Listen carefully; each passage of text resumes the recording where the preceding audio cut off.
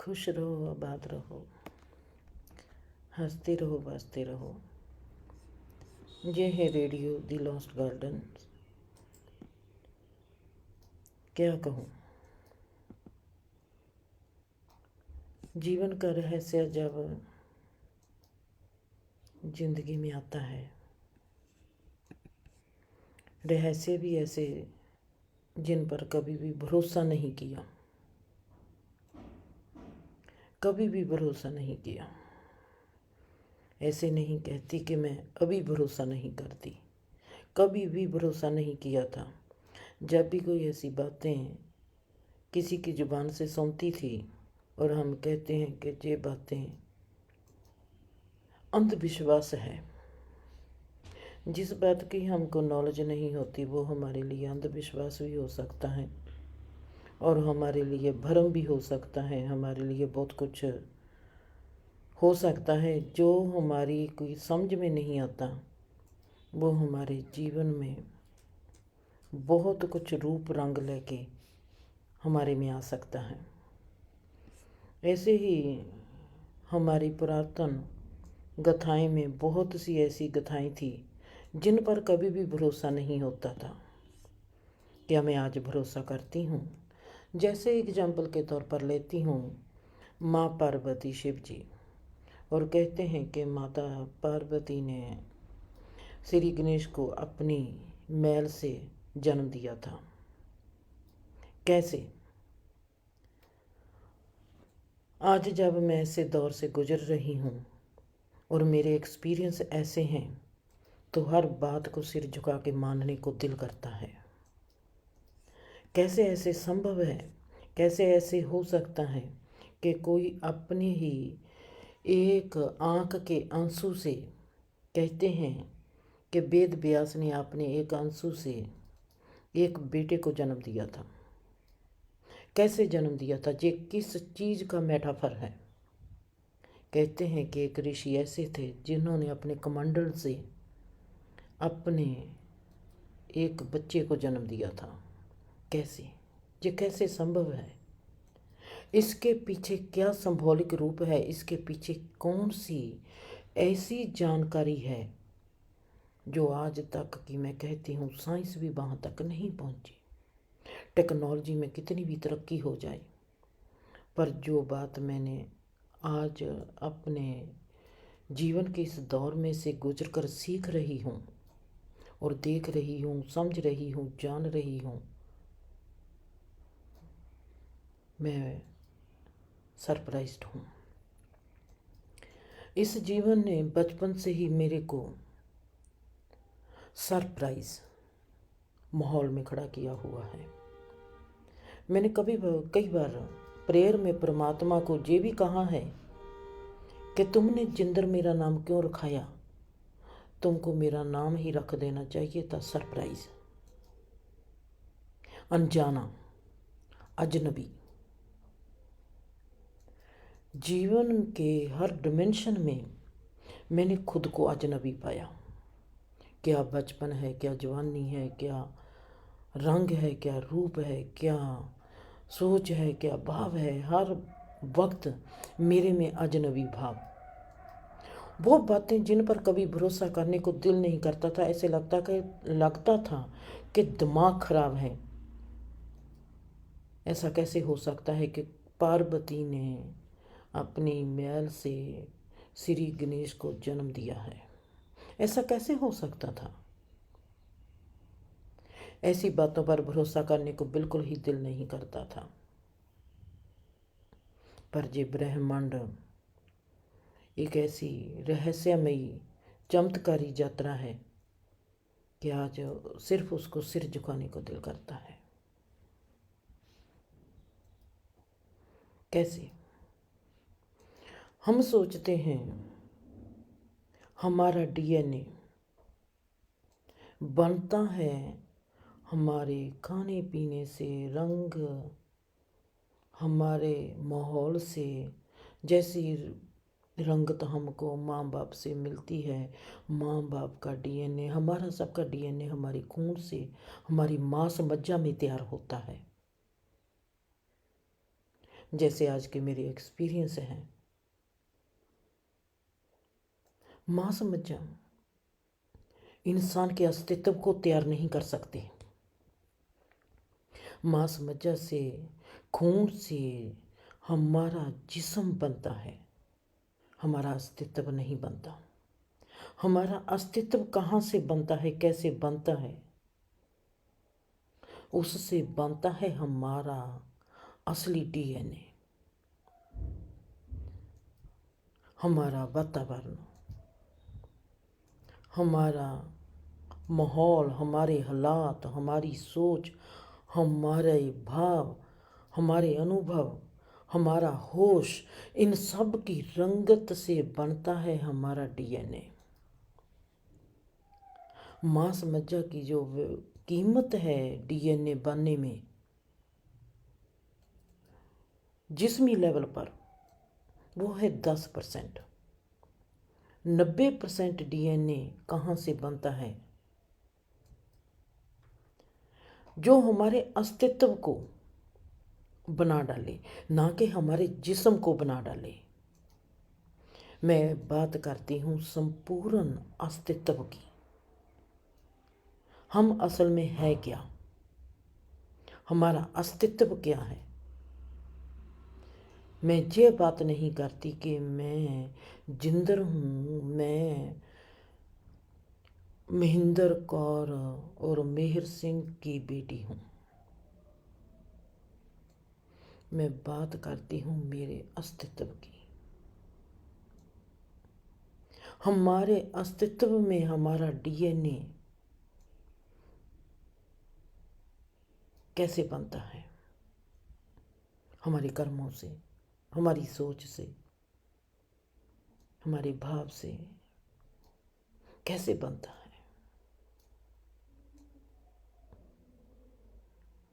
हम देखते हैं 5 तत्व हैं हमारे बस्तर। 5 तत्व से बनता है हमारा जिस्म। 5 तत्व के स्वभाव हैं, कुछ पॉजिटिव, कुछ नेगेटिव। आंखें किस चीज़ को ग्रहण करती है? आंखों की नज़र किस पर पड़ती है? कान क्या सुनते हैं? जुबान क्या बोलती है? ये सब जो हमारे में घटित हो रहा है, ये कैसे हो रहा है?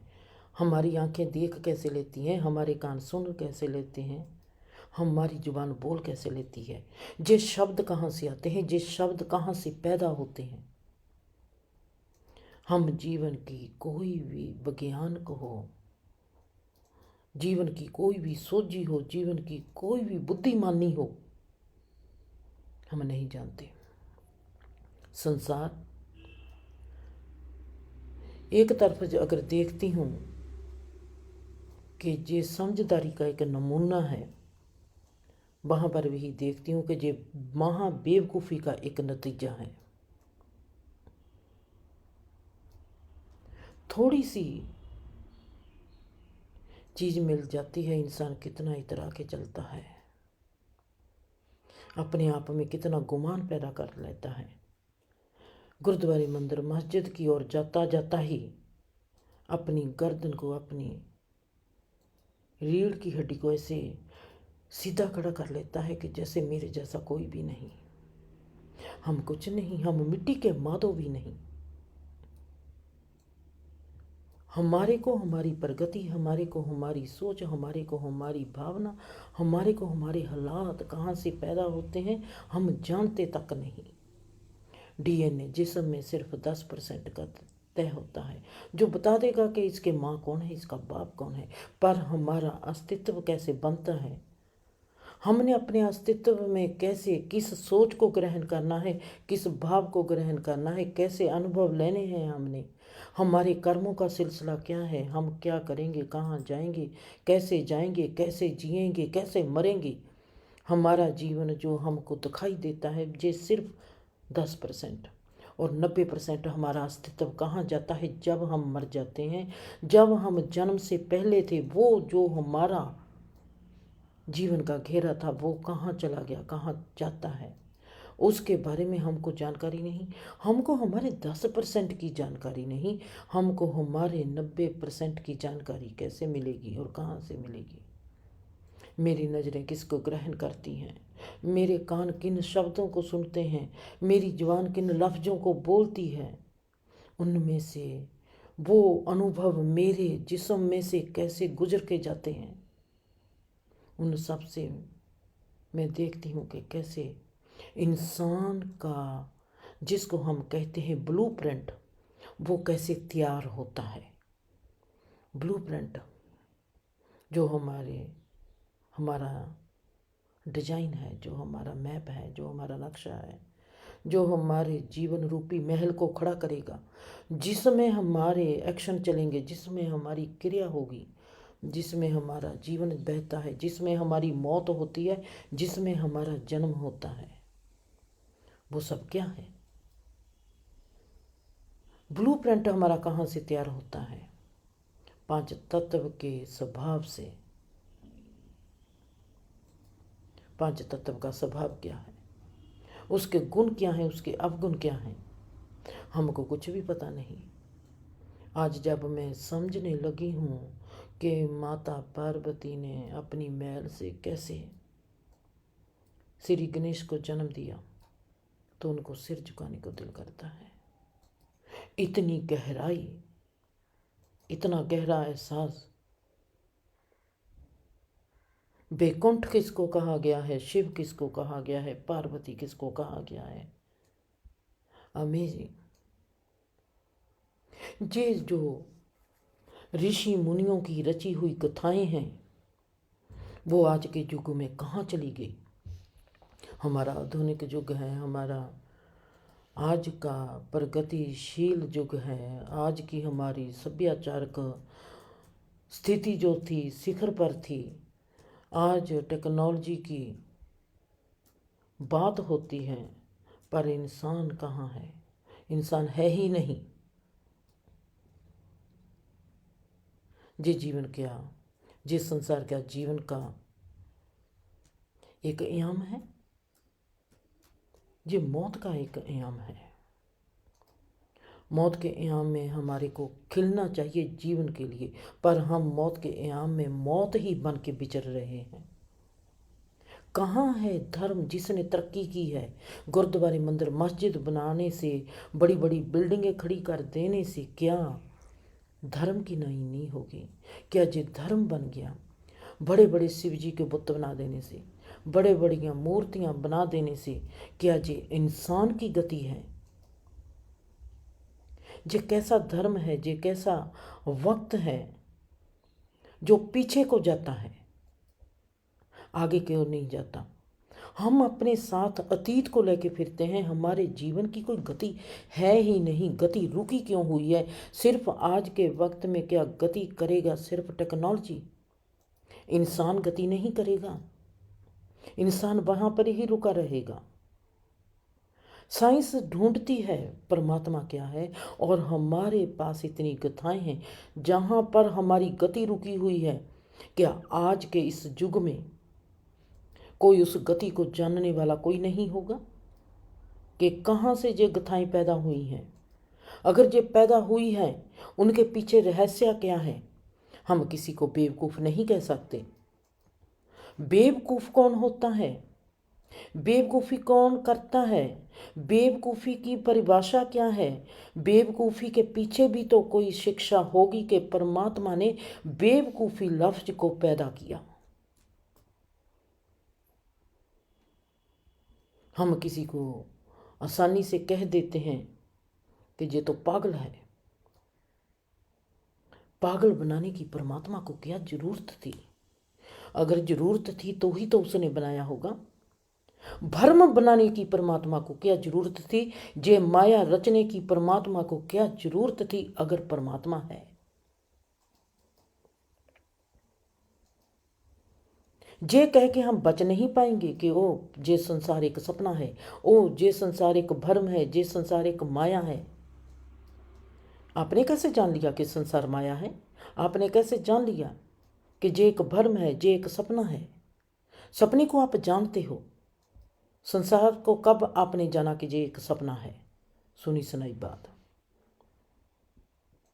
जीवन में अगर कोई बेवकूफ़ी भी करता है, जीवन में अगर कोई किसी भ्रम में भी पड़ता है, उस भ्रम के पड़ने के पीछे राज क्या है? क्या आपने कभी उसके बारे में सोचा, उसके बारे में समझा, उसके बारे में जानने की चेष्टा की? हम तो धर्म के बारे में जानने की चेष्टा नहीं करते। हमारा धर्म ये है कि हमने सुबह उठकर गुरुद्वारे, मंदिर, मस्जिद में जाना है, जहाँ घर में पाठ करना है, जहाँ ओम नमो शिवाय, जहाँ ओम नमो हरिओम, जहाँ कुछ भी हमने परमात्मा का नाम उच्चारा और हम सोचते हैं कि हम धर्मक हो गए और हमारा धर्म पूरा हो गया। अगर धर्म पूरा हो गया तो आप सुखी क्यों नहीं हुए, खुश क्यों नहीं हुए? आपने कभी अपने आप को सवाल किया ही नहीं। और आज मेरा दिल करता है उन पुरानी गुथाओं को नमस्कार करने के लिए कि उनमें कितना गहरा सच है। वाकया ही आज मैं समझती हूँ कि माता पार्वती ने अपनी मैल से श्री गणेश को कैसे पैदा किया। मैं माता पार्वती को और ब्रह्मांड को और परमात्मा को, इस रचनहारे को, जिसका जे सब खेल है, जिसने जे चक्रव्यूह रचा है और हम सबको अभिमन्यु बनाकर इस चक्रव्यूह में फेंक दिया है और हम कभी भी इसमें जीत नहीं पाते और हम मर के ही इस चक्रव्यूह से सोचते हैं कि हम चक्रव्यूह से निकल गए। ये चक्रव्यूह कभी ख़त्म नहीं होगा जब तक हमको ये जानना नहीं आएगा, हम ये जान नहीं पाएंगे कि इस चक्रव्यूह से हम कैसे बाहर होंगे। अगर आप में भी ऐसी बातें हैं जो आप में गहरे में आप प्यासे हैं और आप में सवाल बनकर खड़ी हैं ऐसी चीज़ें, तो सदा साथ रहना। रेडियो द लॉस्ट गार्डन पर खुश रहो, आबाद रहो, हंसते रहो, बसते रहो।